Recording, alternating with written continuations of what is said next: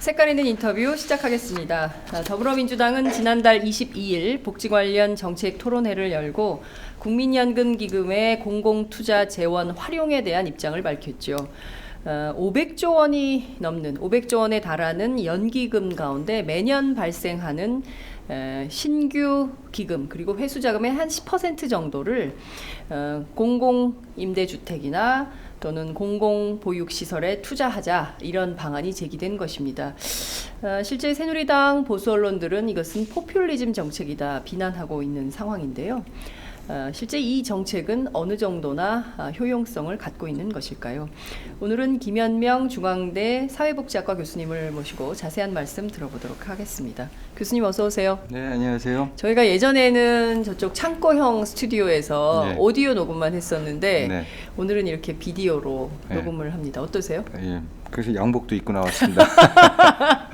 이 방송이요. 지금 그 오마이 TV, 유튜브, 유스트림 그리고 아프리카 TV 해서 전 세계 120개국에 생중계가 되고 있습니다. 그래서 제가 준비를 많이 해갖고 있습니다. 전 세계적으로 좀 잘 네. 알리려고요. 네, 전 세계적으로 김현명 교수님 그 굉장히 이 연금 문제가요. 사실 우리가 그 직장 생활을 하는 사람들은 그 매월 세금처럼 떼는 준조세 성격이 있기도 하고, 물론 이것이 자기가 이제 나중에 노후에 돌려받는 자금이기도 합니다만, 다들 이게 모든 국민들이 거의 모든 국민들이 다 이제 그 가입하고 있는 거라서 되게 중요한 문제인데 되게 복잡하고 어려워요. 그래서 좀 설명하기 쉽지 않습니다. 네, 오늘은 그 대한민국 최고의 연금 전문가가 나오셨기 때문에 좀 쉽고 편안하게 설명을 해주시기를 좀 부탁을 좀 드리겠습니다. 네.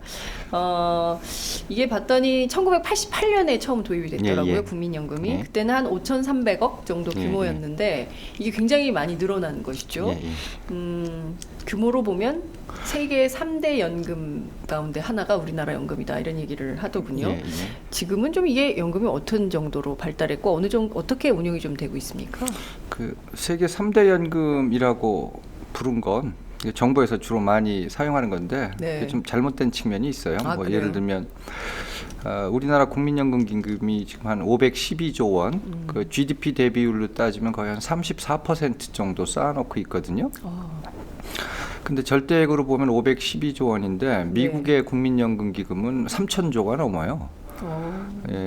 물론 거기 이제 주식 투자를 안 하기 때문에 우리하고 좀 다르긴 합니다만, 일본이 대략 한 1,500조 정도 되고, 그 다음에 네덜란드의 ABP라는 연금이 있고, 그다음에 ABP 연금은 어떤 연금입니까? 이제 설명드릴게요. 그다음에 이제 캘리포니아 주 공무원 연금 제도라고 캘퍼스라고 이렇게 정부에서 많이 비교할 때 쓰는 건데요. 캘퍼스 많이 들었습니다. 근데 캘퍼스는 캘리포니아 주 공무원들 연금 제도라서 그게 전 국민을 포괄하는 연금 제도가 아니에요. 그 네덜란드의 ABP도 공공 부분에 종사하는 공무원들하고 교육 부분 종사자들을 위한 연금이라서 일종의 직종 연금 혹은 기업 연금이라고 보시면 되겠어요. 그래서 이제 세계 3대 연금 그럴 때 미국의 그 국민연금은 빼고 얘기를 하거든요. 그래서 지금 비교가 좀 잘못됐고, 캘리포니아 주공무원 연금 제도는 일종의 기업 연금 제도 비슷한 건데 그거를 전 국민 연금 제도를 의미하는 국민연금하고 이렇게 비교하는 거는 좀 문제가 있습니다. 근데 아무튼 절대액으로 보게 되면 세계적으로 지금 뭐 몇 손가락 안에 꼽히는 어마어마한 금액을 갖고 있고, GDP 대비율로 보는 게 중요하거든요. 왜냐하면 이게 국민 경제에서 차지하는 비중이 굉장히 중요하기 때문에 미국은 3,000조가 넘어가지만 GDP 대비 한 16%밖에 안 돼요. 우리나라가 지금 34%니까 사실상은 절대액으로 보게 되면 세계 3, 4위권이지만 GDP 대비 비중으로 보게 되면 세계 최고 수준입니다. 그리고 이게 앞으로 GDP의 50%까지 넘어가요. 그러니까 당분간은 몇십 년간은 세계 최고 수준의 연금을 우리가 갖고 있다, 이렇게 보시면 될 것 같아요. 그렇군요. 이거는 사실상 자랑거리 아닙니까? 자랑이 될 수도 있고, 만약에 그럴 일은 없겠지만 국민연금 기금이 투자한 부분에서 문제가 발생이 되면 재앙이 될 수도 있는 거죠. 양날의 칼이 예, 존재하는 예. 거군요. 그래서 정부가 이런 비교는 잘 안 내놓는군요. 예. 혹여라도 문제가 생길까봐. 그 연금 운용을 하는 것도 되게 중요하잖아요. 이렇게 큰 돈을 그냥 꽁꽁 묶어두는 것보다는 이 돈을 조금 더 많이 불릴 수 있게 운용하는 것도 굉장히 중요한 건데 네. 우리나라는 굉장히 연금을 보수적으로 운용을 하고 있다고 들었습니다. 예컨대 수익성보다는 안정성이다. 그래서 굉장히 기금 운용을 보수적으로 하고 있다. 그래서 수익이 많지 않은 이유다라고 국민연금관리공단 이사장님은 말씀을 하시는데 선생님은 좀 어떻게 보십니까? 그 국민연금 기금이 그냥 일개 회사에서 운영하는 네. 펀드 비슷하게 생각을 하면 네. 수익률을 극대화시키는 쪽으로 운영하는 게 맞죠. 근데 국민연금 기금을 이제 비유해서 흔히 뭐라고 얘기를 하냐면 네. 연못 속의 고래라고 그래요. 연못 속의 고래? 예. 연못 속의 고래 못 사는데? 그러니까 연못이 이제 우리나라 경제 규모고요. 국민연금 기금이 이제 고래를 의미하죠. 그러니까 네. 덩치가 너무 커갖고 네네. 우리나라 금융시장에서 이게 소화가 안 돼요. 그러니까 예를 들면 지금 국민연금 기금이 갖고 있는 주식 총량이 네. 우리나라 주식 시가총액의 네. 7% 가까이 돼요. 7%. 예, 그다음에 채권 발행 총액 우리나라 채권 발행 지금 잔액이 한 1,500조 넘어가는데 예. 국민연금이 그 중에서 한 15%, 16%를 차지하고 있어요. 엄청 큰 거네요. 근데 문제는 네. 여러 기금들이 그렇게 네. 소유하면은 경쟁이 되고 한 기금이 이렇게 움직여도 네. 시장에 주는 영향력이 크지 않은데 이 국민연금 기금은 고래예요. 네. 그래서 고래가 네. 돈을 벌겠다고 다른 말로 하면 이제 꼬랑지 흔들면 네. 연못이 다 흙탕물이 되는 거죠. 음. 그래서 이건 굉장히 근본적인 문제고 네네. 이거를 그대로 이렇게 가져갈지에 대해서는 좀 사회적 토론이 필요합니다. 그렇군요. 그러니까 무조건 수익률을 올리겠다고 하면 예를 들어 국민연금 기금이 주식 부분에서 수익을 올리겠다고 네. 일반 저 회사가 하는 것처럼 막 단기 네. 투자 막 하고 회전율 높이고 네. 그러면 우리나라 금융시장 이거 못 견뎌냅니다. 워낙 큰 덩치가 왔다 갔다 해서 그래서 기금 운용 수익률을 과도하게 강조하는 것 자체가 저는 근본적으로 문제가 있다고 생각이 들어요. 그래서 저는 개인적으로 국민연금 기금이 과도한 수익률을 추구하는 건 결코 좋지 않고 그냥 시장 중립적으로 평균적인 수익률만 따라가는 게 네.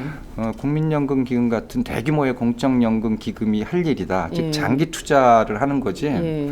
단기 투자를 통해 갖고 수익률을 극대화하고 이런 건 맞지도 않고 또 사실 국민연금 기금은 그렇게 잘 안 합니다. 네. 워낙 시장에 미치는 영향이 크기 때문에요. 예, 예. 그렇군요. 시장 중립적 태도를 견지하는 게 좋다 이런 말씀을 주셨습니다. 지금까지 이제 운용됐던 수익률을 쭉 비교를 해봤더니요. 지난 3년 동안 내용을 보면 앞서 이제 말씀해 주셨던 캐나다의 연금투자위원회가 12.6% 그리고 또 아까 말씀하셨던 캘퍼스 그러니까 캘리포니아 공무원 연금이 10.2 우리는 4.5 이 정도밖에 안 돼서 실질적으로 보면 해외 투자에 비해서는 한 3분의 1 수준밖에 안 되는 거 아니냐 절반이거나 이런 비판도 좀 있는데요. 이러면 제대로 연금을 기금 관리를 못하는 거 아니냐 수익을 못 내고 있으니까 이런 게 이제 경제신문들의 논조이기도 합니다. 이런 주장은 좀 어떻게 보세요? 그게 이제 대표적으로 잘못된 오해고 굉장히 한쪽 시각을 너무 편향되게 강조하는 주장이라고 생각이 들어요. 그렇군요. 가끔 가다가 신문에 혹은 네. 언론 보도에서 해외 연기금들 수익률이 10%가 넘어가는데 지금 말씀하신 것처럼 국민연금 뭐 하냐 그러는데 네. 그건 이제 기준을 어떻게 잡느냐에 따라 틀려요. 예를 들면 방금 말씀하신 캐나다 CPP라고 그래요. 네. 캐나다 연금제도 중에 하나인데 CPP하고 미국의 캘퍼스가 네. 걔네들은 죄송합니다. 네. 우리나라는 전체 국민연금 기금 자산 포트폴리오 중에 채권 비중이 한 55% 정도 돼요. 그런데 방금 말씀하신 캐나다나 혹은 미국의 캘퍼스 같은 경우는 네. 채권 비중은 한 30%밖에 안 되고 주식 부분이 굉장히 많아요. 그런데 문제는 일본 같은 경우도 채권이 한 70% 넘어가고요. 미국은 100%다 채권만 합니다. 아예 주식을 안 해요. 아예 주식을 안 해버리고. 왜냐하면은 주식을 하게 되면 시장에 개입하게 예. 된다라는 그런 사회적 합의가 있어서 아예 주식을 안 합니다. 그런데 이제 2008년 금융위기 왔을 때, 미국에 전 세계적으로 이제 금융위기 왔을 네. 때 주식에 많이 투자했던 캐나다 CPP나 캘퍼스 같은 경우는 무려 마이너스 30%까지 수익률이 갔었어요. 마이너스 30%. 네, 마이너스 30%. 그러니까 쉽게 얘기하면 어마어마하네. 캘리포니아 주 공무원 연금제도 캘퍼스가 대략 한 200조 된다고 하면 마이너스 30% 갔으면 어떻게 돼요? 그 60조가 날아간 거죠. 그러니까 그 예. 손해를 다 어떻게 합니까? 그러니까 이제 네. 물론 이제 국민연금기금은 굉장히 장기적인 거기 때문에 회복될 기회가 있습니다만 외국의 연기금이 뭐 수익률이 10%가 넘어간다 이 얘기 이제 통계 기준을 어떻게 잡느냐에 따라 틀린 겁니다. 예를 네. 들어 2009년까지 8년 동안 평균 수익률을 보게 되면 미국의 캘퍼스는 마이너스였어요. 근데 뭐 그러니까 한 해만 딱 잡아갖고 뭐 12%인데 뭐 국민연금은 4% 이건 굉장히 좀 넌센스고요. 그런 비교는 하지 말아야 됩니다. 괜히 네. 국민들한테 오해를 불러일으켜서. 아니 그러니까 어떤 생각을 갖게 되냐면요. 라디오 방송이나 또 경제신문 또 경제 뭐 전망대 뭐 이런 프로그램도 굉장히 많이 있지 않습니까? 이제 그런 프로그램에서 주로 그런 점을 굉장히 강조해서 다루거든요. 그래서 듣고 있으면 저 외국에는 저렇게 잘하는데 우리나라 국민연금 왜 이렇게 관리를 못하는 거야? 수익을 내야지 뭐 이런 생각들을 하시는 분들이 많으실 거거든요. 예, 그거는 굉장히 좀 이제 편협한 생각이 될 수 있어서 좀 균형적으로 좀 볼 필요가 있고요. 네. 국민연금 기금은 네네. 지금 계속 돈이 쌓이거든요. 그래서 예를 들면 작년에 주식에서 좀 마이너스를 본다 하더라도 네. 이 기금이 뭐 7, 80년, 100년 갑니다. 그 장기적으로 보게 되면 네. 작년에 수익률 하락했다고 그래갖고 그게 100년 계속 하락하지는 않거든요. 100년. 네, 그래서 장기적으로 보게 되면 지난 한 20몇 년 동안 국민연금 기금의 평균 수익률이 한 5% 정도 넘어갔어요. 네. 이 정도면은 뭐 큰 무리 없이 네. 기금 운영을 했다라고 봐도 되고요. 다만 이제 오늘의 주제와도 관련이 된 거지만 네. 지금처럼 주식이나 일반 채권에 이렇게 투자하는 방식 말고 뭔가 좀 새로운 투자 방식을 좀 해야 되는 거 아니냐 이런 문제 제기는 지금 있을 수가 있고 이번에 그 더민주당에서 내놓은 국민연금 기금을 활용해서 임대주택을 짓거나 어린이집을 확충하는 데 쓰자라는 게 이제 새로운 투자 방식인 겁니다. 네, 말씀하신 대로 그 얘기를 좀 해보도록 하죠. 지금까지는 주식, 채권, 그 사실은 삼성물산과 엘리엇 소송 때 그때 국민연금이 누구의 손을 들어줄 것이냐 뭐 이런 논란도 되게 많아서 그때 이제 국민들이 이렇게 이런 채권에도 투자하고 주식에도 투자하고 뭐 경우에 따라서는 헤지펀드에도 투자하고 뭐 이러는 모양이구나라는 걸 이제 국민들이 알게 된 거예요. 그래서 우리가 내는 국민연금 가지고 저렇게 기금 운용을 하고 있구나 정도로 이해하게 된 것인데 말씀하신 대로 지금 두 가지 방식 말고 새로운 방법의 모델을 좀 구현해야 된다라는 거를 교수님께서 처음 제안하신 거죠?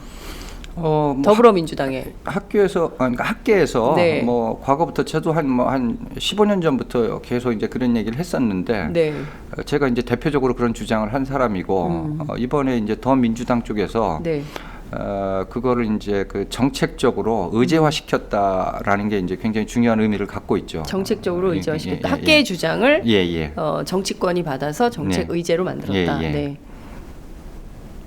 그렇군요. 그리고 예컨대 이제 하나하나 좀 들어가 보도록 하죠. 그러면 주식도 하고 채권에도 투자하고 그럼 새로운 방식은 기본적으로 공공성에 기반을 둔 것이어야 된다. 이런 것이죠. 조금 보완 설명을 드리면 전통적으로 국민연금 기금 같은 이제 펀드들이 투자를 할 때는 전통적인 상품이 주식하고 채권이잖아요. 근데 이거 말고 부동산에 투자한다든지 아니면은 도로 건설하는데 그 민간 업자들하고 컨소시엄으로 들어가 갖고 인프라 건설하는데 투자한다든지 그런 거를 채권과 주식 말고 다른 방식의 투자 그걸 대체 투자라고 합니다.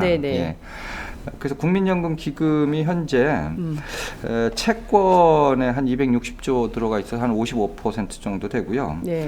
나머지 주식 55%?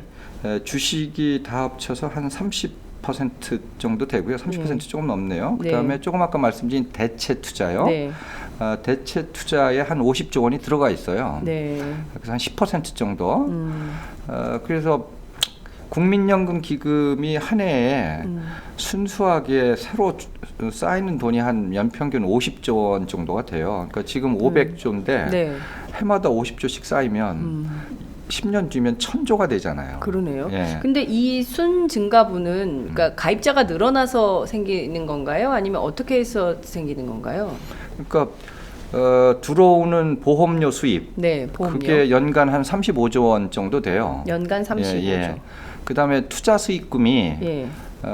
뭐 투자 수익금이라는 게 실제 뭐 실현된 수익률은 아니고 평가액, 예, 평가액이어서 해마다 좀 틀린데 대략 한 15조에서 20조, 어떤 때는 뭐 한 6조 되는 것도 하고, 그러니까 네. 보험료 수입액, 수입액. 그다음에 투자 수익금, 예. 그거를 합치면 한 55조 원에서 60조 정도 되는데, 네. 그다음에 이제 연금을 지급하잖아요. 네. 연금으로 나가는 돈이 한 13조, 14조 돼요. 그러니까 들어온 돈 한 해. 1년에. 투자 수익금 그걸 합치고 거기서 연금으로 지급한 돈을 빼면 네. 그게 이제 여유자금이라는 건데, 그게 앞으로 한 5년 동안 연평균 45조에서 50조 정도는 되기 때문에 1년에 네. 그냥 간단히 말씀드리면 한 50조씩 늘어난다. 네, 50조. 이렇게 보시면 될 것 같아요. 네, 그렇군요.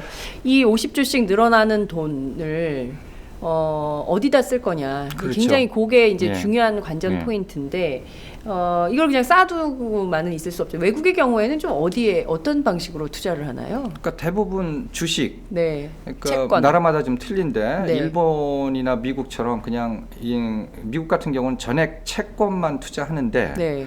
그 채권도 시장에서 유통이 안 되는 채권만 발행을 해요. 그러니까 무슨 근데요. 얘기냐면 네. 미국의 국민연금 기금이 네. 미국 재무성에서 발행하는 특별 채권을 인수를 합니다. 근데 그 특별 채권은 네. 시장에서 트레이드를 안 해요. 그냥 국민연금 기금이 미 재무성에서 발행하는 채권을 사갖고 보유만 해요. 만기가 되면은 연장을 시킵니다. 이자만 지급하는 거죠. 그 시장 유통이 안 되는 채권으로 하고 있어요. 왜 그러냐면 시장 중립성을 굉장히 중요시하게 생각하기 때문에. 시장의 교란이 될 수가 있다. 이 연금 그렇죠. 큰 투자액이 들어가 버리면. 일본 같은 경우도 채권 투자액이 예전에는 거의 90%까지 달하다가 최근에는 주식 투자를 조금 늘려가고 있어요. 네. 그러니까 그렇게 보수적으로 운영하는 나라가 있고, 그다음에 스웨덴이나 캐나다나 혹은 그 미국의 일부 직종연금인 캘퍼스처럼 네. 수익률이 중요하다고 생각해갖고 위험 상품, 그러니까 주식 같은 데다가 많이 투자하는 데도 있고요. 근데 수익률이 높다라는 건 반대로 네. 위험률이 높다라는 얘기거든요. 그렇죠. 예. 그러니까 뭐 주식에 전부 다 투자할 수는 없는 거고 다 분산 투자를 합니다. 근데 네. 우리나라 같은 경우는 과거에는 채권에 많이 들어가 있다가 국민연금 기금이 아까 말씀드린 것처럼 워낙 팽창 속도가 빠르니까 네. 국민연금 기금이 늘어나는 속도와 우리나라 주식시장이나 채권시장이 늘어나는 규모보다 국민연금이 늘어나는 규모가 더 커요. 그러니까 네. 국내에서 소화가 안 되는 거죠.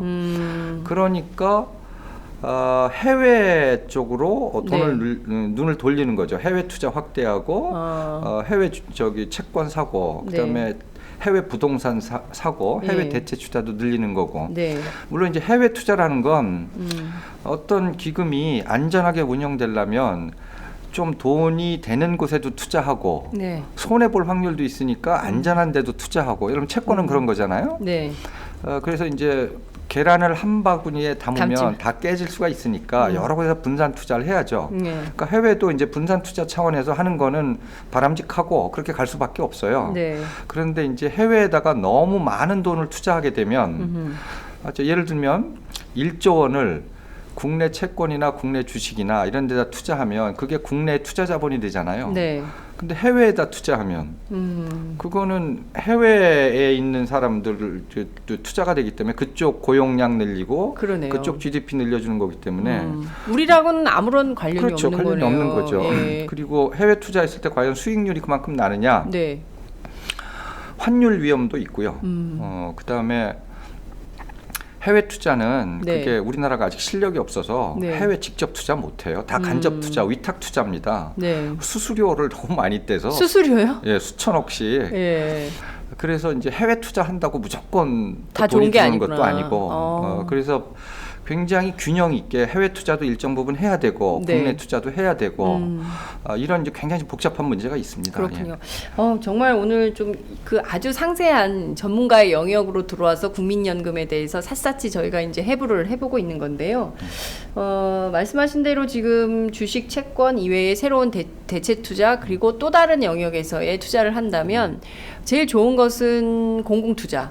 인 것 같습니다. 특히 우리가 공공의 복지가 굉장히 열악하잖아요. OECD 가운데 또 빛나는 꼴찌를 하고 있기 때문에 이 영역에 투자가 필요하다. 이 돈이면은 충분히 할 수 있다라는 건데 구체적으로 좀 더불어민주당에서 내놓은 정책들을 좀 살펴볼게요.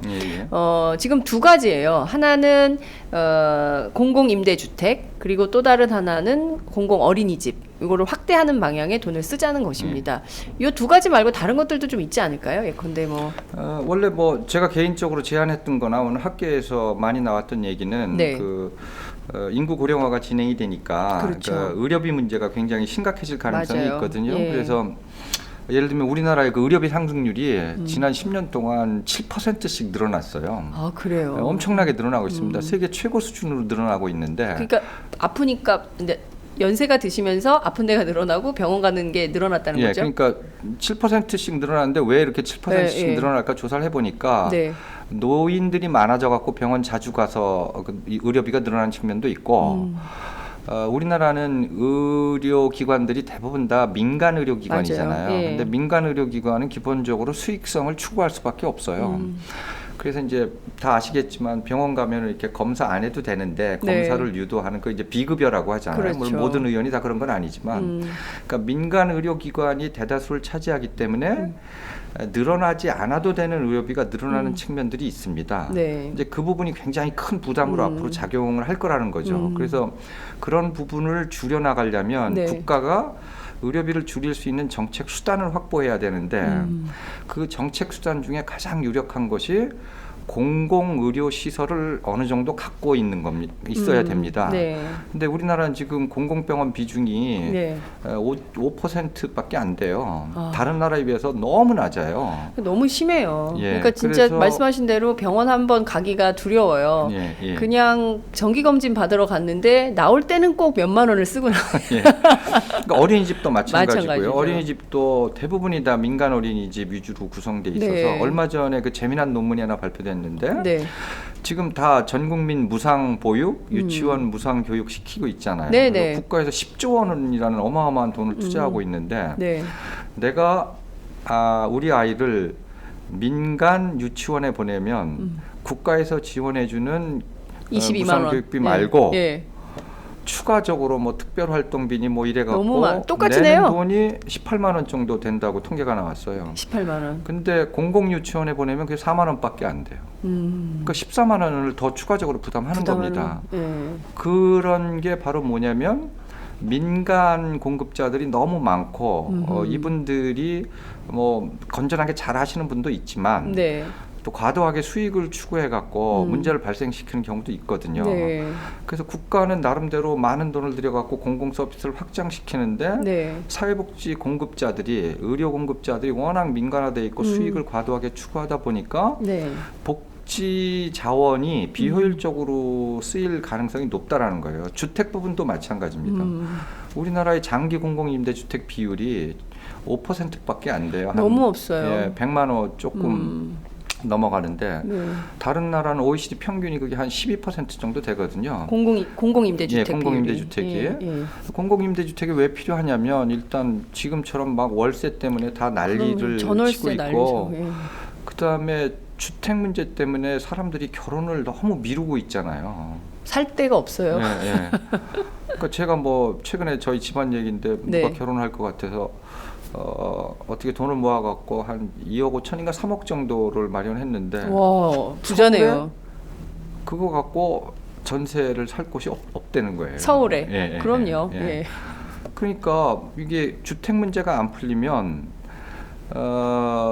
출산율 문제가 안 풀립니다. 궁극적으로. 예. 우리나라가 제일 중요한 게 지금 출산율을 올리는 문제인데 네.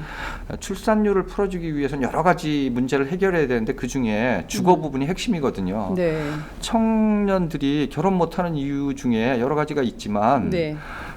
당장 결혼할래도 어마어마한 월세 비용을 어떻게 감당이 안 되잖아요. 예. 그래서 이번에 더민주당에서 공공임대주택에 집중 투자하겠다는 것도 결국은 그런 문제의식이 들어가 있는 겁니다. 전월세 비용 때문에 국민들이 고통받는 거, 그다음에 청년들이 집 문제 때문에 결혼 못 해갖고 자꾸 결혼 연령이 지금 32세 막 33세까지 가고 있어요. 이게 네. 이렇게 가다가 출산율이 너무 떨어져갖고 우리나라 경제가 회복될 가능성이 없어요. 그래서 주택 부분하고 보육 부분에 이번에 더민주당에서 집중 투자를 하게 된 이유도 결국은 네.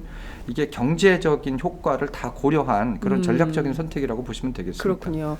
그 복지가 경제다라는 슬로건이 괜히 나온 게 아니군요. 말씀하신 대로 이게 경제 유발 효과도 크기 때문에. 예, 그렇죠. 제가 개인적으로도 이 제안을 네. 계속해서 10여 년 동안 해온 이유가 네. 이게 복지 문제가 아니고 우리 사회가 성장 잠재력을 키워나가기 위해서는 여러 가지 그 조정해야 될 측면들이 있는데 그중에 핵심이 인구를 적정 수준으로 유지하는 거고 네. 그래서 복지 투자라는 게 결국 이제 그런 거를 도와주는 역할을 한다라는 거고요. 네. 그다음에 공공 보육 시설이나 공공 의료기관을 확대하게 되면 그쪽에서 양질의 일자리가 만들어집니다. 네.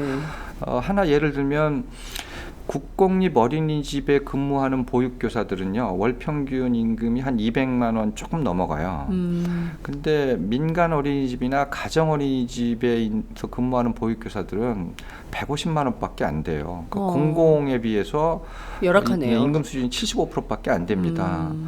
그런데 이제 공공보육 시설을 늘리게 되면은 네. 양질의 일자리가 그만큼 늘어나는 거죠. 그럼 전부 민간 안 가고 공공보육시설에서 일하려고 하겠죠, 선생님들이. 그죠? 예, 그렇게 되면 네.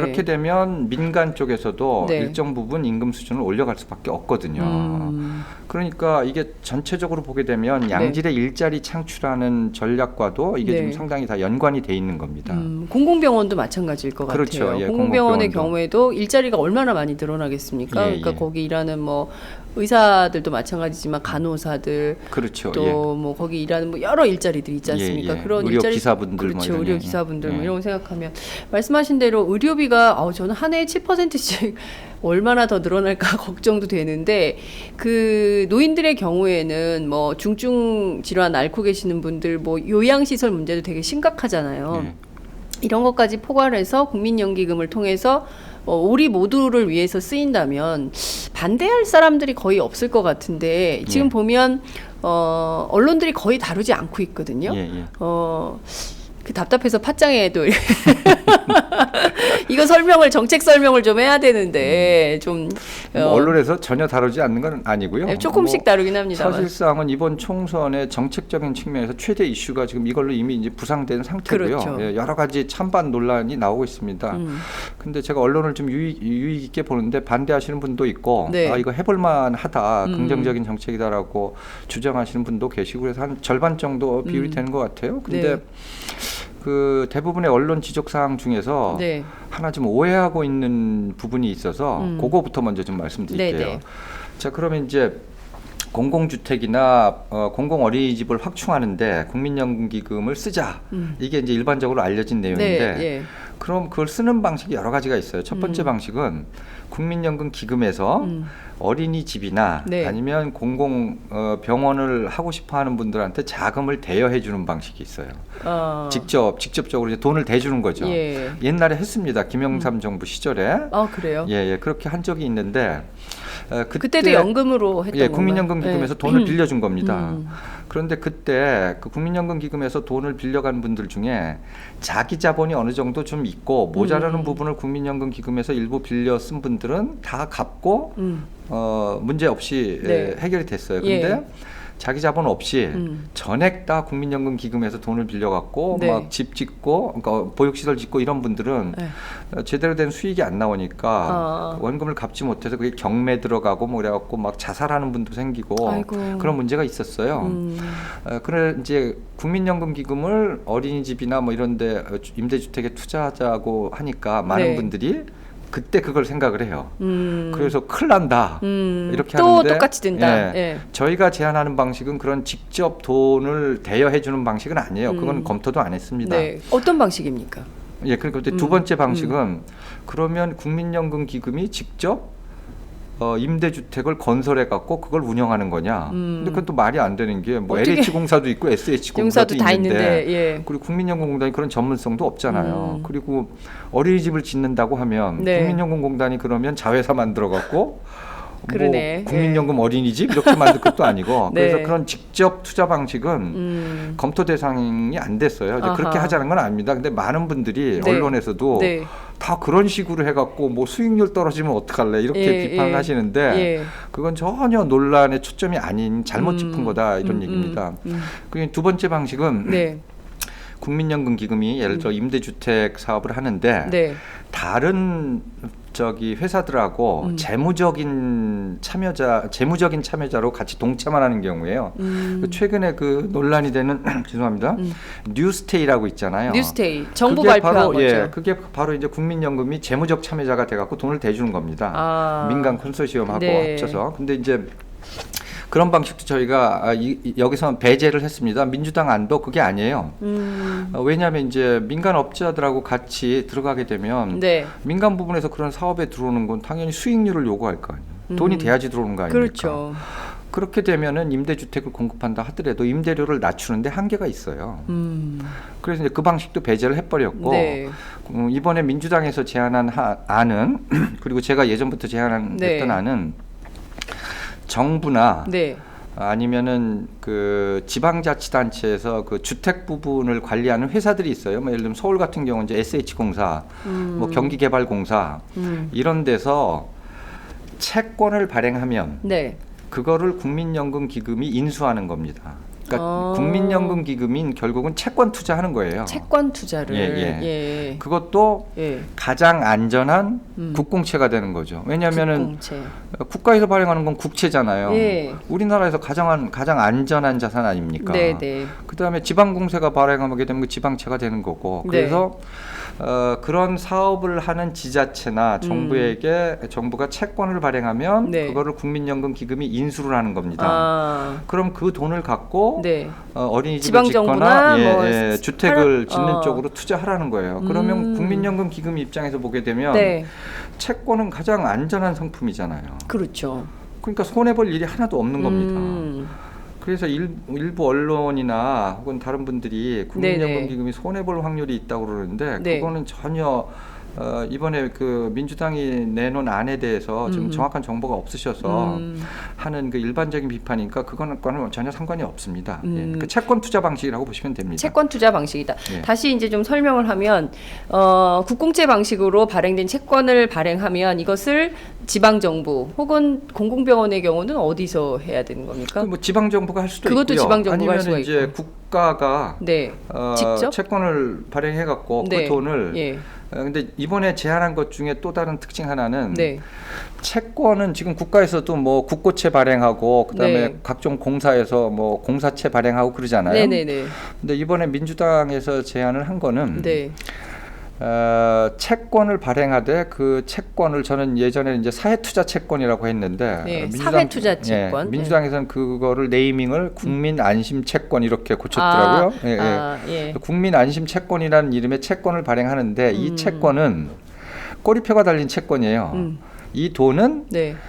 주택사업 확장이나 어린이집 확장 같은 공공복지 인프라 확충에만 쓰이는 채권입니다. 공공복지 인프라 사업에만 쓰이는 단서 조건이 있는 채권이에요. 그렇죠. 그러니까 꼬리표가 달린 채권을 발행하자는 거예요. 뭐 예를 들면 그 국민주택 채권 있잖아요. 네네. 그거는 꼬리표가 달린 채권이잖아요. 그렇죠. 돈의 용도가 정해져 있으니까. 이번에 제안한 것도 바로 그겁니다. 그래서 일반 국고채를 발행을 하게 되면 정부가 그 돈을 갖다가 아무데나 돈 모자르면 그거 뭐 메꾸는 용으로 쓰고 뭐 심지어는 뭐 예전에 4대강 사업 할 때 그 수자원공사 같은 데서 채권 발행하면 그 국민연금 기금이 사면 그 무슨 얘기냐면 국민연금 기금 돈으로 그냥 사버리는 4대강 사업하는 게 되는 거예요. 그러니까요.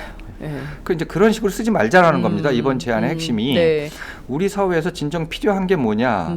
어떤 투자가 경제 성장에 도움이 되고 성장 잠재력을 높이는 데도 도움이 되고 이게 연금에도 좋아요. 왜냐하면 네. 연금은 돈을 아무리 많이 쌓아도 소용없어요. 나중에 연금을 주식에다 쌓아놓고 뭐 부동산에다 쌓아놓고 한다고 쳐도 네.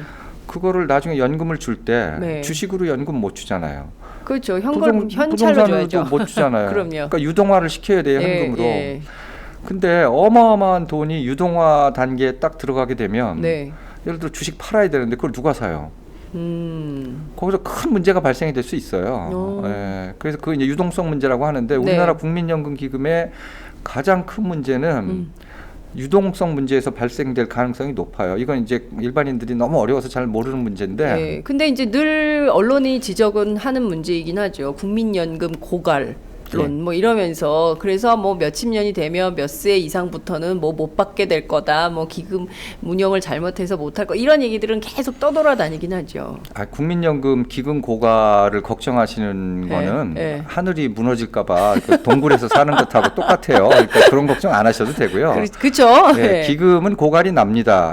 지금처럼 보험료 수준을 9%로 유지하고 국민연금 급여 수준을 지금과 같은 수준으로 유지하게 되면 2060년에 기금 고갈이 나는 걸로 계산상 그렇게 나와요. 근데 그건 중요한 게 아니고 연금을 지급하는데 우리나라처럼 돈을 쌓아놓고 연금을 지급하는 나라가 있고 기금 하나도 없이 연금 주는 나라가 있어요. 예를 들면 독일 같은 경우는 기금이 뭐 지금 한 3주 일치?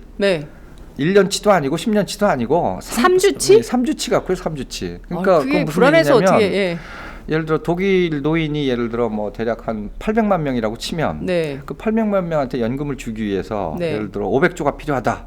그럼 그 500조를 젊은 경제 활동 인구한테 그 달에 걷어요. 보험료를.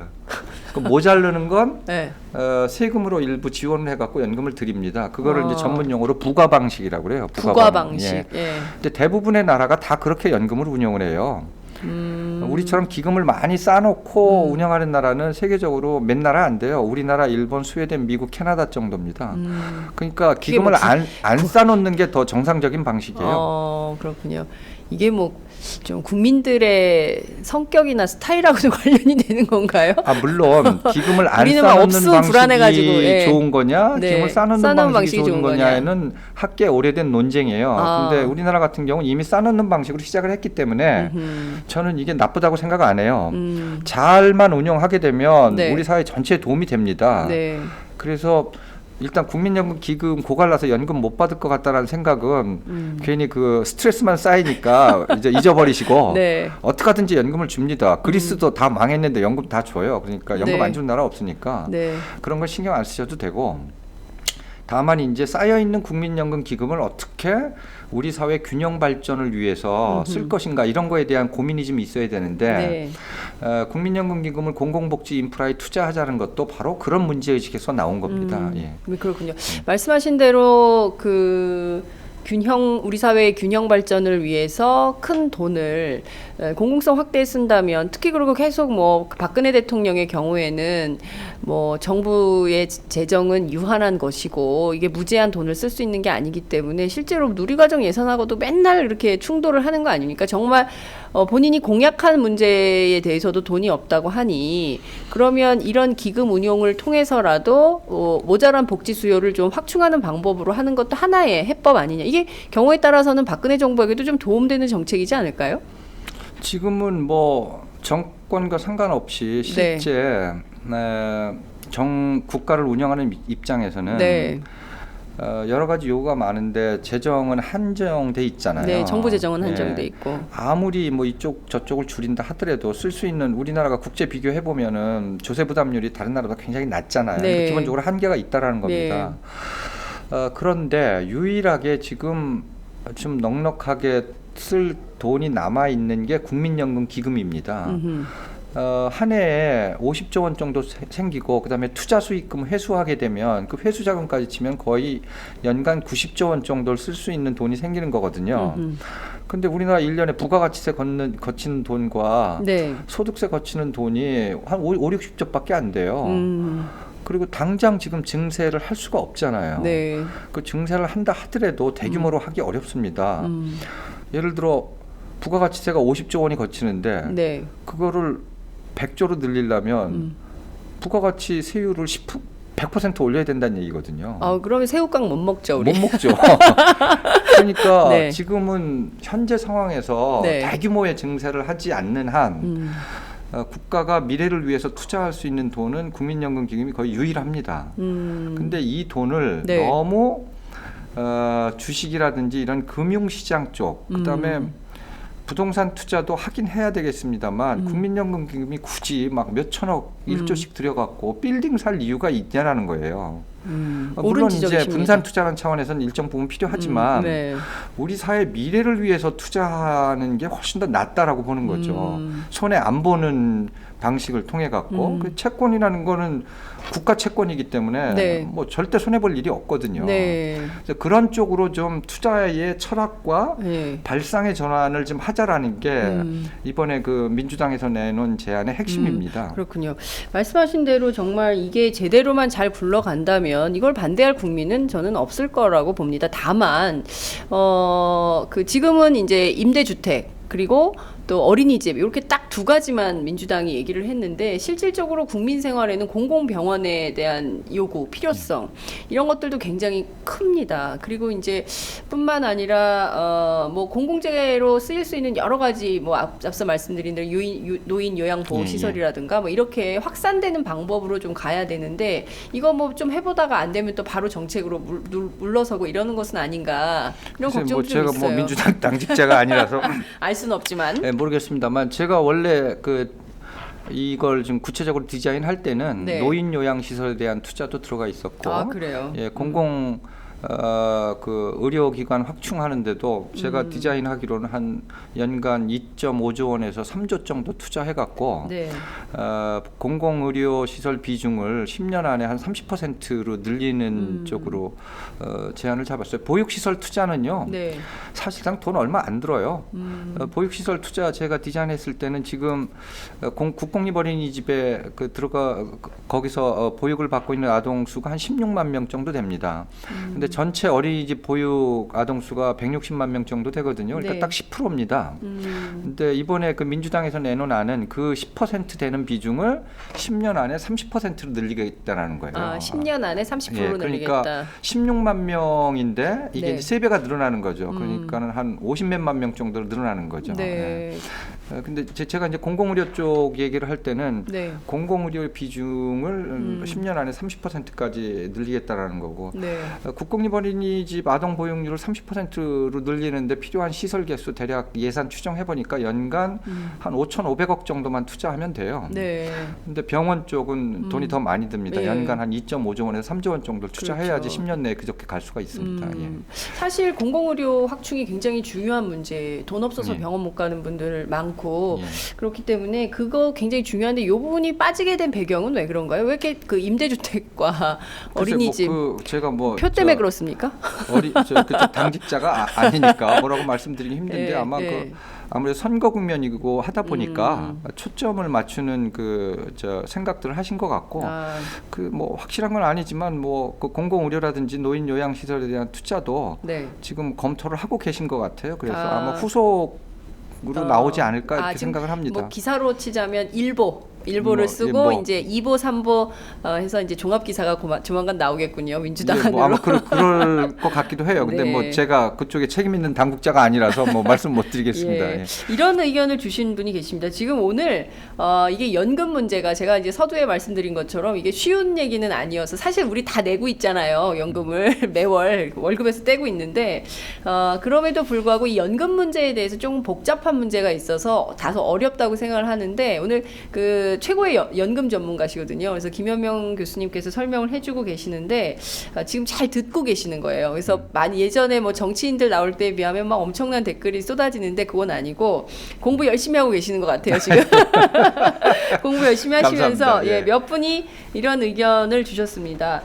삼성물산, 제일모직 합병할 때 보니까 투자 결정이 이익만은 아닌 것 같습니다. 국민연금이 국민주택에 투자하도록 법으로 규정할 수 있는 건 아닌가요? 이런 의견 주신 분 계시고요.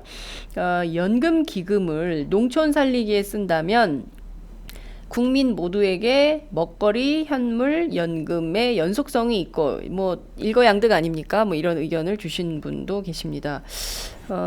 어떻게 보십니까? 두 가지 질문이 있는데요.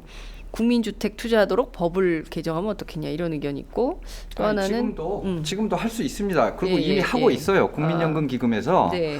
국민연금기금이 국가가 발행하는 국고채를 뭐 100조 원 이상 갖고 있거든요. 그러면은 그 돈이 네. 어디로 가겠어요? 지금, 흘러서 꼬리표는 안 붙어 있지만 이미 여러 군데 다 쓰이고 있습니다. 그래서 일부에서 또 뭐 국민연금 기금을 꽃감 빼먹듯이 빼서 쓴다 이런 비판도 있는데 그거는 있죠. 현실을 잘 모르시는 분들이 이미 국민연금 기금이란 돈은 예를 들어 주식에 국내 주식에 지금 한 193조 거의 한 100조 가까이 될 겁니다. 네. 들어가 있는 거 그 결국은 누가 쓰고 있어요? 누구한테 도움을 주는 거예요? 그 100조 중에 상위 그 주식 그러니까 우리나라 상위 100대 기업에 들어가 있는 돈이 거의 80% 가까이 돼요. 그래서 그걸 나쁘게 얘기하면 전 국민이 돈 모아서 재벌들 주식 주가 받쳐주는 거라고 비판을 할 수도 있는 거죠. 전 국민이 돈 모아서 재벌 주식비 내주는 거예요? 결과적으로 보면 이제 그렇게 되는 거죠. 예. 왜냐하면은 근데 이제 국민연금 기금 입장에서 보면 대기업 주식이 안전하고 수익이 많잖아요. 그러니까 거기에 투자하는 거죠. 그래서 이제 저는 개인적으로 대기업 투자 비중을 좀 낮추고 고용을 많이 창출할 수 있는 중소기업 쪽에다 좀 비중을 높이자 이런 제안을 하고 있습니다만 그렇다고 대기업 주식을 안 살 수가 없거든요. 분산 투자를 해야 되니까. 그러니까 이미 기업들 자금 조달 역할을 하고 있는 거고요.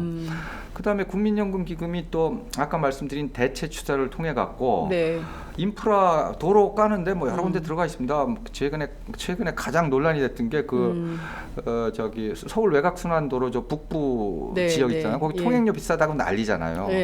그 회사의 최대 주주가 국민연금 기금이에요. 그러니까 이미 다 쓰이고 있습니다. 그다음에 국가 채권을 통해 갖고 국가가 국민연금 기금을 인수해 갖고 여러 가지 재정 사업 하고 있고 뭐 아까 그 4대강 사업 같은 데도 일부 돈이 그 채권으로 들어가 있을 거고요. 그러니까 이미 다 여러 군데 쓰이고 있는데 그걸 마치 이거를 하게 되면 새로운 꽃감을 빼먹는 것처럼 묘사하는 건 이 방안이 갖고 있는 내용을 잘 모르시는 분들이 하는 지적이라고 저는 생각을 합니다. 그렇군요. 농촌 문제는 어떻게 보세요? 이번에 그 민주당에서 그 내놓은 그 공공투자하고 그다음에 보육시설 투자가요 지역 균형 발전이라는 개념이 들어가 있어요. 그건 무슨 얘기냐면 공공임대주택 투자 같은 경우는 지금 LH공사가 거의 다 하고 있어요. 근데 이제 지방에도 똑같이 그런 주택 사업을 하는 공사들이 꽤 있습니다. 근데 이제 그쪽 지방 공사들의 불만이 뭐냐면 알짜배기는 중앙에서 다 먹고 우리는 허드렛 것만 준다. 이런 불만이 실제 있습니다. 또 그런 측면이 있고요. 그래서 이게 뭐 복잡한 문제라서 뭐 민주당에서 정책 발표할 때 그 얘기까지는 안 했을 것 같은데 만약에 이게 정책 제안으로 정치권에서 수용된다고 하면 상당 부분을 다 지방에서 있는 지방 그 주택공사들한테 상당 부분 사업을 그쪽으로 이전시켜줘야지 지역 균형 발전도 이루어지고 지방의 일자리도 생기고 그러니까 지역 균형 발전이라는 개념도 같이 들어가 있습니다. 국공립 어린이집도 마찬가지죠. 그 서울에다만 다 설치할 수 없는 거고 지방에 설치해야 되거든요.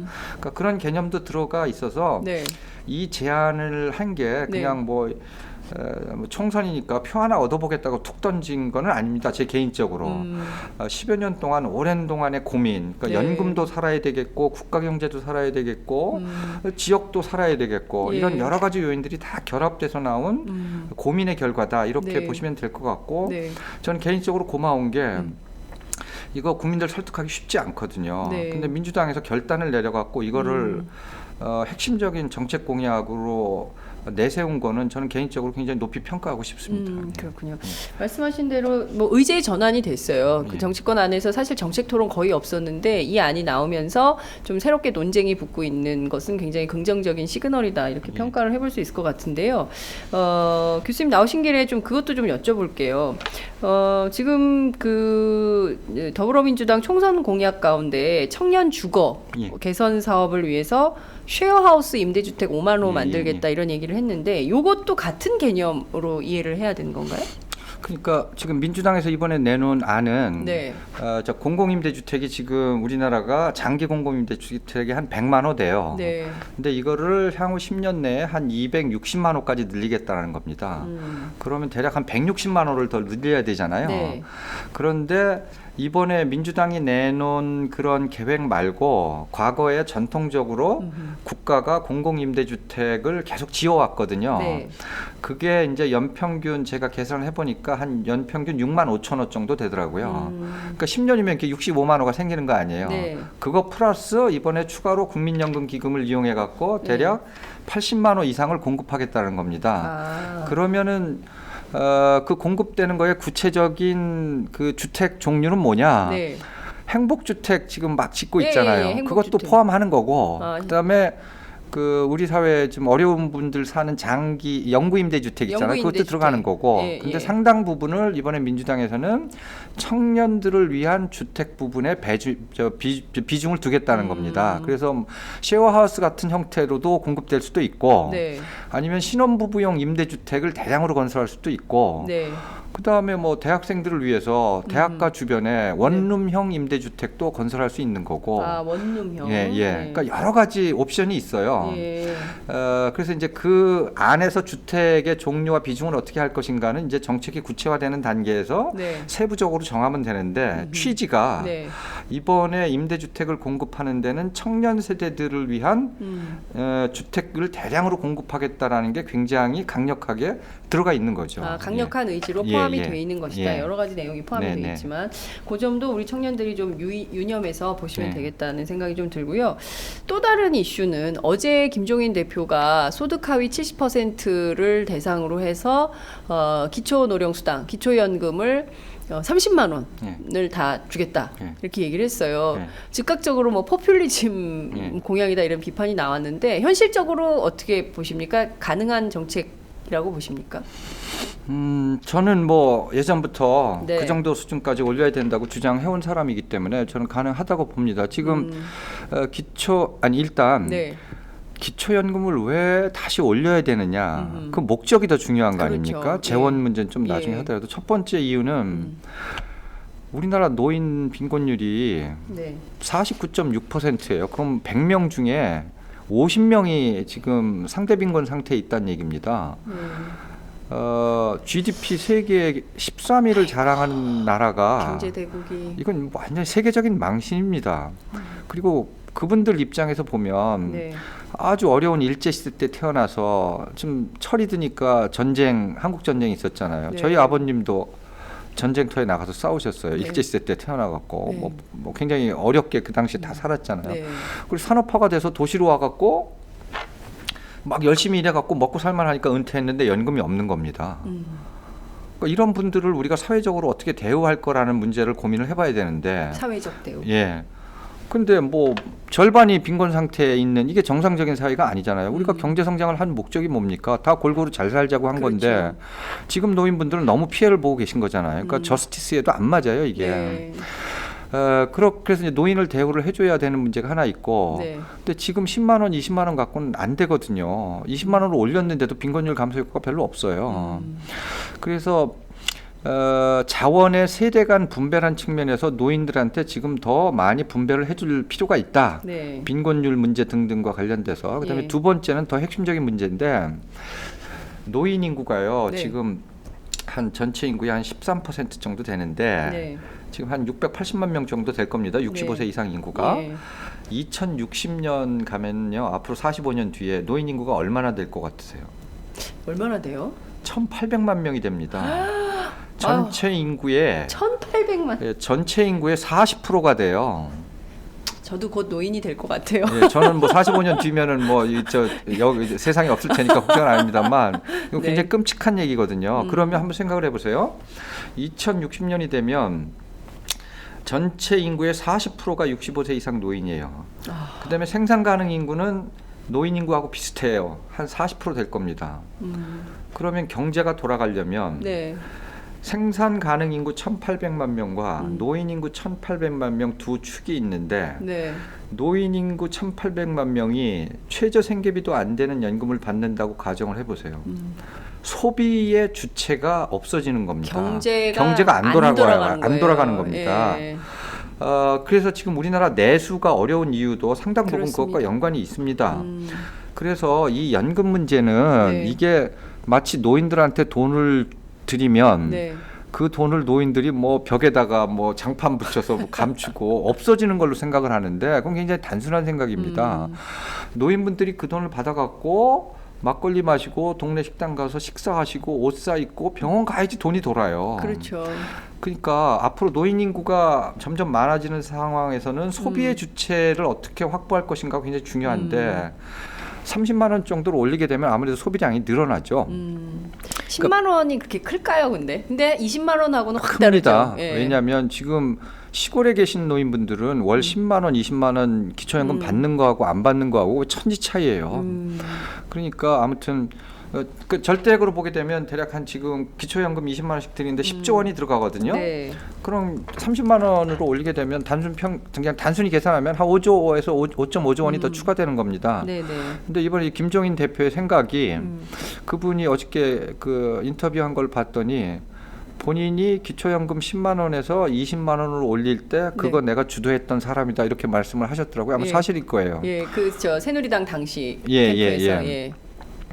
그래서 그때도 재원에 대한 우려가 많았는데 다 해결됐지 않았냐 지금. 그래서 한 5조 원 정도 더 추가하는 건데 네. 저는 우리나라 경제 규모로 봤을 땐 그 정도는 감당 가능하다고 봅니다. 그렇군요. 그리고 이것도 굉장히 중요한 선거의 그 표심을 결정하는 향방이 될 것 같다라는 생각이 좀 듭니다. 노인분들이 아마 대거 투표장에 나오실 것 같아요. 네. 반드시 저는 뭐 그렇게 올려야 된다고 생각을 하고요. 네.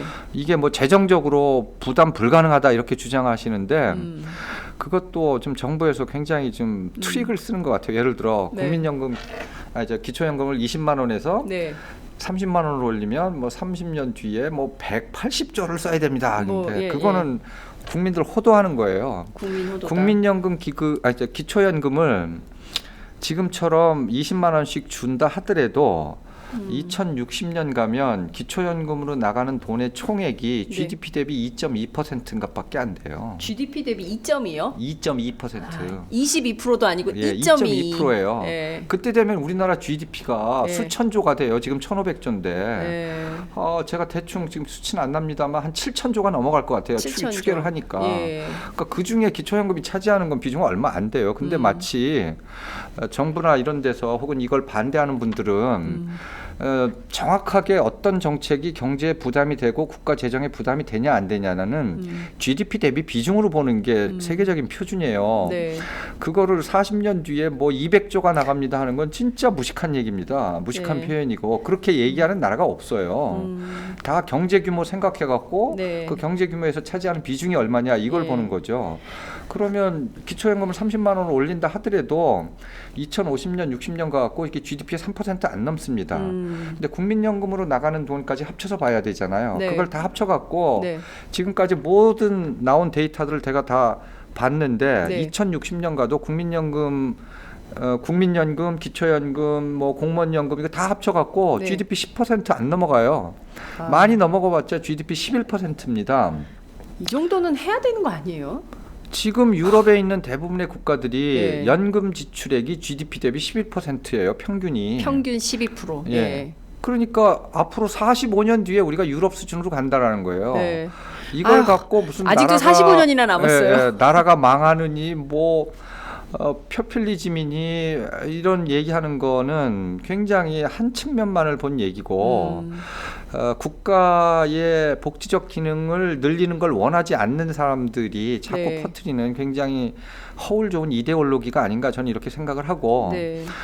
이 방송을 듣는 여러분들도 제가 이런 얘기를 하게 되면 뭐 처음 듣는 얘기니까 좀 뭐 의아해하시겠지만 제가 국민연금 제도를 거의 20년 이상 연구해 온 사람으로서 네. 저는 정부나 혹은 우리 사회 일각에서 자꾸 국민연금이 커지면 나라가 망하고 뭐 젊은 애들 허리가 휘고 이런 공포 마케팅을 하는 게 굉장히 문제가 있다라고 저는 생각을 합니다. 예. 교수님 오늘 막 작심 발언을 하셨어요. 20년 연구해온 바에 따르면 국민연금 고갈 이런 것도 없고 그리고 실제로 고갈은 있는데 네. 그렇다고 연금이 안 나가는 건 안 아니에요. 나가는 거 아니고 나라가 망하는 것처럼 얘기하는 건 네. 그건 너무 무식한 얘기입니다. 무식한 예. 얘기다라는 말씀을 주셨습니다. 그 연금 오늘 쭉 살펴봤는데요.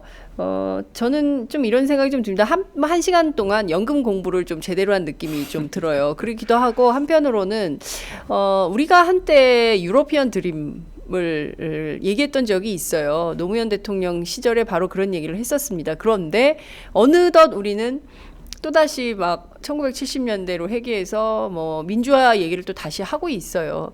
지금 총선을 앞두고 그야말로 큰 틀에서 패러다임의 전환, 우리가 어떤 비전으로 국가 비전을 가져갈 거냐, 어떤 나라에서 살고 싶은 것이냐에 대해서 중대 결단을 내려야 하는 순간이 다가오고 있는 거 아닌가 싶습니다. 교수님 끝으로 한 말씀 부탁드릴게요. 예, 이번에 그 민주당에서 제안한 국민연금 기금을 공공복지 인프라 확충에 쓰자라는 얘기는 네. 뭐 자꾸 포퓰리즘이니 뭐 이렇게 정치권에서 반론을 하시는데 이게 어느 순간에 갑자기 총선이니까 표 얻으려고 급조해낸 정책이 아닙니다. 저는 개인적으로 이거를 15년 이상 주장을 해왔고 많은 분들이 이 방식에 대해서 기대를 갖고 있고 찬성을 하고 있고 그렇게 가야 된다고 주장을 하고 있습니다. 네. 그래서 정치적인 논쟁 여부와는 상관없이 이번에 이 방안이 갖고 있는 물론 약점도 있을 수 있죠. 의미 이게 우리 사회에 결국 이제 미래에 투자하자라는 거거든요. 미래 국민연금 투자. 기금을 네. 우리 사회 미래에 투자하지 않으면 진짜 우리 사회 미래가 없습니다. 그래서 이 방안에 대해서 좀 더 냉정하고 진지하고 생산적인 토론이 이번 총선 국면에서 좀 이루어져서 내년에는 국회에서 여야 합의로 네. 이 정책이 법제화되는 모습을 좀 보고 싶은 게 제 개인적인 학자적인 그 소망입니다. 네. 20대 국회가 열리면 제일 먼저 이 문제를 좀 해결하기를 기대하면서 오늘 방송 마무리하도록 하겠습니다. 공부가 좀 부족하셨다면 저희가 또 한번 모실게요. 그래서 이해할 수 있을 때까지 모든 국민들이 판단할 수 있을 때까지 끝까지 저희가 설명하고 소개하고 함께 공부하도록 하겠습니다. 오늘 말씀 잘 들었습니다. 고맙습니다. 네, 감사합니다. 예.